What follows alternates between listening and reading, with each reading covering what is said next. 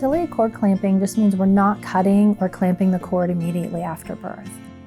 The medical definition of delayed cord clamping is any time more than 60 seconds after the baby's born.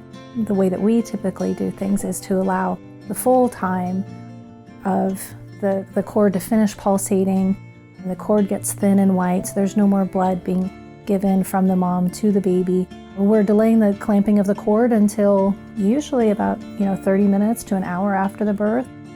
But it can be clamped and cut anytime that the parents feel that they're ready for that. But sometimes just having that time to even wait longer after the placenta is born to just allow for kind of uninterrupted bonding time. There's not any rush to cut the cord. So we do that all in the right timing for the family.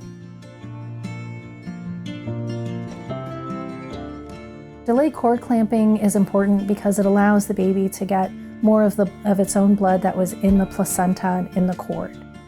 The studies have shown that there is decrease in anemia in the first year of life. There's a decrease in NICU admissions and in hospital, rehospitalization of babies after birth during the first year of life for babies who've had delayed cord clamping. So the one concern that has been brought up is an increased rate of jaundice.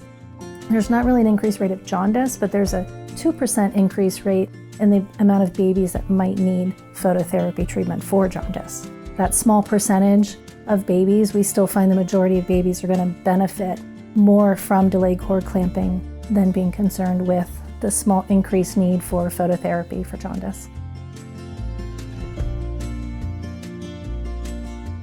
Delayed cord clamping, there's very few times that we would not do delayed cord clamping.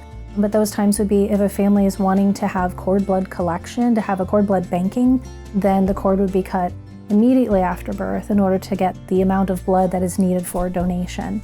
Even when the cord's around the neck, the majority of times the cord can still be left intact and deliver the baby.